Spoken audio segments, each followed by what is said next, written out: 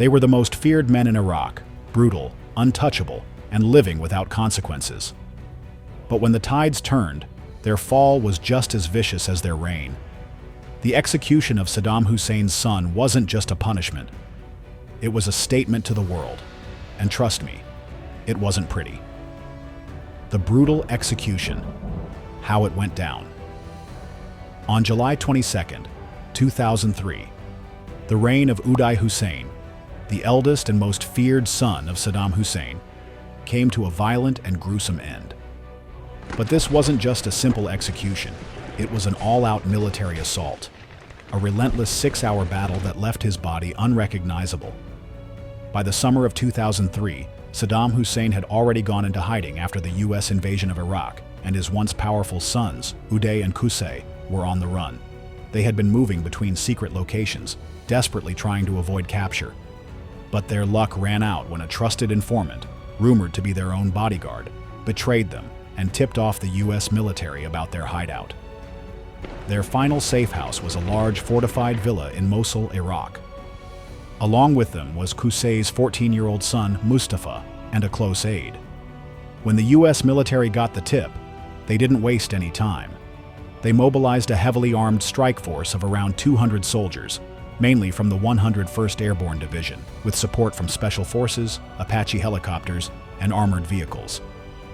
The troops surrounded the villa and gave Uday and Qusay a chance to surrender. But instead of giving up, they responded with gunfire. A full-blown battle erupted. Machine guns rattled, bullets tore through the walls, and for hours, neither side backed down. The US soldiers soon realized they were dealing with a fortress-like hideout. The villa had thick concrete walls and reinforced windows, making it nearly impossible to break in. Every time the Americans tried to move closer, Uday and Qusay fired back with deadly precision, refusing to be captured alive. As the standoff dragged on, the US troops decided to escalate their firepower. They called in rocket launchers and started bombarding the building, causing massive destruction. But even after the first few strikes, the brothers kept fighting back. Realizing that bullets weren't enough, the US forces made a brutal decision. They launched Tau missiles straight into the villa. These aren't just any rockets. They're the kind designed to take out tanks. The first missile obliterated the upper floors, shaking the entire neighborhood. Then came another, and another. In total, 4 missiles were fired into the house. After the final explosion, there was silence. The once imposing villa was now a smoldering ruin. Carefully, US troops moved in to check for survivors. And here's where things got even more disturbing. Despite the massive destruction, Uday was still alive, but barely. His body was riddled with bullets and shrapnel, and he was seriously wounded. Some reports claim that when the soldiers found him, he was trying to reach for a weapon, refusing to surrender even in his final moments. That's when the troops opened fire at close range, delivering the final shots that ended his life. Qusay and his teenage son were also killed in the attack. Their bodies were found in the wreckage, torn apart by the heavy gunfire and missile strikes. When the bodies were pulled from the rubble, US officials couldn't immediately confirm their identities. The damage was so extreme that their faces were barely recognizable. To prove to the world that the feared Hussein brothers were really dead, military doctors had to reconstruct their faces before releasing photos to the public. When the images of Uday and Qusay's bullet-riddled bodies were finally shown, the reaction was mixed. Some Iraqis cheered, celebrating the end of 2 men who had ruled with terror. Others were horrified, unable to believe that the powerful sons of Saddam Hussein were now nothing more than corpses on display. And just like that, the once untouchable Uday Hussein was no more. His death was as violent as his life, brutal, merciless, and shocking to the world. But how did Uday Hussein, once the heir to Iraq's dictatorship, end up in such a bloody downfall? His story is one of power, excess, and cruelty, leading to a fate he never saw coming. The rise of Saddam Hussein. A dictator is born. Saddam Hussein's journey to power was one of ambition, ruthlessness, and strategic planning. Born on April 28, 1937, in Al-Auja, a small village near Tikrit, Saddam came from a poor and broken family. His father either died or disappeared before he was born, and his stepfather was known to be abusive. As a child, Saddam was sent to live with an uncle who was a strong supporter of Arab nationalism, a political belief that promoted the idea of unifying Arab countries and rejecting Western influence. This ideology would shape Saddam's views for the rest of his life. As he grew older, Saddam became involved in politics and joined the Ba'ath Party, a group that wanted to remove Western influence from Iraq and establish a strong Arab government. In 1959, at just 22 years old, Saddam was involved in an assassination attempt against Iraq's then-leader, General Abd al-Karim Qasim. The attack failed, and Saddam was forced to flee to Egypt to escape execution. After years in exile, Saddam returned to Iraq in the 1960s, as the Ba'ath Party was growing in power. In 1968, a military coup led by the Ba'athists overthrew the government, and Saddam quickly became one of the most powerful figures in the new regime. He was not yet president, but he controlled the intelligence services, the military, and the economy, making him the true power behind the scenes. He worked ruthlessly to eliminate any opposition, using torture, executions, and secret police to keep his enemies in check. By 1979, Saddam fully took control and declared himself president of Iraq. On his very first day in power, he gathered hundreds of government officials in a room and accused many of being traitors. One by one, he ordered their executions, while the others watched in terror. This moment made it clear: Saddam would rule Iraq through fear. During his rule, Saddam saw himself as the protector of the Arab world, but his leadership was marked by extreme violence. In the 1980s, he launched a brutal war against Iran, which lasted for 8 years and caused the deaths of over 1 million people. During this war, Saddam also used chemical weapons against the Kurds in northern Iraq, killing thousands of innocent men, women, and children in the infamous Halabja massacre of 1988. In 1990, Saddam made another bold move. He invaded Kuwait, a small but oil-rich neighboring country. This triggered the Gulf War, as the United States and its allies intervened and forced Iraqi troops to retreat. Despite suffering a military defeat, Saddam held on to power, crushing rebellions within Iraq and punishing those who dared to oppose him. By the early 2000s, Saddam was one of the most feared and hated leaders in the world. He had built a nation that operated under strict government control, with no freedom of speech and constant surveillance. His sons, Uday and Qusay, were heavily involved in maintaining this brutal rule, often taking their father's violent methods even further. Uday, in particular, became infamous for his cruelty, making him a feared figure just like his father. Despite his tight grip on Iraq, Saddam's reign was destined to collapse. The world was changing, and the United States saw him as a major threat. When the U.S. accused Iraq of hiding weapons of mass destruction (WMDs) in 2003, a full-scale military invasion was launched to remove him from power. This would mark the beginning of the end for Saddam Hussein and his family. The life of Uday Hussein, a path to destruction. Uday Hussein was born into absolute power and unlimited privilege, but his story is not one of greatness. It's a chilling tale of cruelty, madness, and excess that led to his violent downfall. Born on June 18, 1964, in Baghdad, Iraq, Uday was the eldest son of Saddam Hussein, the man who would soon become Iraq's ruthless dictator. As the firstborn, Uday was expected to be his father's successor, the future leader of Iraq. But from an early age, it was clear that Uday was not fit to rule. He was reckless, violent, and terrifyingly unstable. Even as a child, he was obsessed with power. He grew up in Saddam's lavish palaces, surrounded by gold, luxury cars, and an army of servants who feared him. But instead of learning leadership, Uday embraced cruelty. He treated his servants like playthings, often beating them for fun or ordering them to perform degrading tasks. By the time he was a teenager, Uday was already showing signs of extreme violence. Unlike his younger brother Qusay, who was quieter and more calculated, Uday was impulsive and sadistic. And this would only get worse as he got older. As Saddam's favorite son, Uday lived without rules. He attended the best schools, wore designer clothes, and drove imported sports cars. all while the Iraqi people suffered under his father's brutal dictatorship. But instead of preparing for leadership, Uday spent his time partying, drinking, and indulging in violent outbursts. One of his darkest obsessions was kidnapping women. As the son of the dictator, Uday believed every woman in Iraq belonged to him. He would send his men to snatch women off the streets, sometimes even at their weddings, and bring them to his palace. Many never came back. Those who did were physically and emotionally destroyed. But Uday didn't just abuse ordinary people. He attacked his own family and allies too. His violent, unstable behavior became a serious problem, even for Saddam. Uday's reckless arrogance finally caught up with him in 1988 at a dinner party in Switzerland. At the time, Saddam was grooming Uday for leadership, and the young prince was representing Iraq at an important event. But in a fit of rage, Uday did the unthinkable. He murdered his father's closest friend and personal bodyguard, Kamal Hanagagio, in front of high-ranking officials. The murder was horrific. Witnesses say Uday stabbed Kamal to death with an electric carving knife, mutilating his body in a drunken rage. Why? Because he believed Kamal was the reason Saddam had married another woman, his second wife, Samira Shah Bandar. This public, reckless killing was a disaster for Saddam. The dictator couldn't ignore it.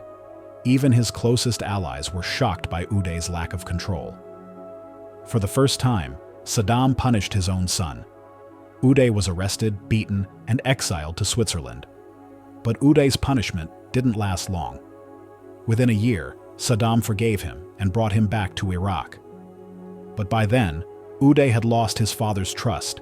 His dream of becoming Iraq's next ruler was slipping away. Stripped of his place as Saddam's heir, Uday became even more dangerous. He took control of Iraq's media, running the country's largest newspaper and TV networks, where he spread propaganda and fear. But his most feared role was as the head of Iraq's Olympic Committee and the Iraqi Football Association. This should have been a simple job, promoting sports and athletics in Iraq. Instead, Uday turned it into a personal torture chamber. When Iraqi athletes lost games, Uday ordered them to be beaten, whipped, and tortured. Some were locked in prison cells filled with broken glass and forced to crawl. Others were dipped in raw sewage or had their feet smashed with iron rods. He saw himself as a god, punishing those who didn't meet his insane expectations. By the mid-1990s, Uday's list of enemies was growing. Even inside Iraq, many people, including those close to Saddam, wanted him dead. On December 12, 1996, Uday was ambushed while driving his Porsche in Baghdad. Gunmen opened fire, hitting him with 16 bullets. He barely survived. The attack left him partially paralyzed. His right leg and arm were permanently damaged, and he had to walk with a cane for the rest of his life. But instead of changing his ways, the assassination attempt made Uday even more paranoid and violent. He built a private militia and surrounded himself with bodyguards and mercenaries. He also became addicted to painkillers and alcohol, which made his behavior even more erratic. When the US invaded Iraq in 2003, Uday knew his days were numbered. He tried to escape, but was constantly on the run. After Saddam went into hiding, Uday and Qusay moved between safe houses, trying to avoid capture. But their luck ran out in Mosul when a trusted informant betrayed them. The US military launched a massive attack, using helicopters, rockets, and missiles to take them down. Even in his final moments, Uday refused to surrender. He fought back, leading a 6-hour battle before finally being gunned down and finished off at close range. His mutilated body was later displayed on TV for the world to see. A shocking end for the once feared Prince of Iraq. After Uday and Qusay's deaths, the Hussein dynasty collapsed. Saddam was captured in December 2003 and executed by hanging in 2006. The family that once ruled Iraq with absolute power was completely wiped out. But the scars Uday left behind never healed. Stories of his torture, brutality, and cruelty still haunt Iraq today. He could have been a leader, but instead he became a monster, hated even by his own people, and in the end, his violent life ended just as violently as he had lived. The aftermath, the end of a tyrannical dynasty. With Uday and Qusay Hussein dead, the world knew that Saddam Hussein's empire was collapsing.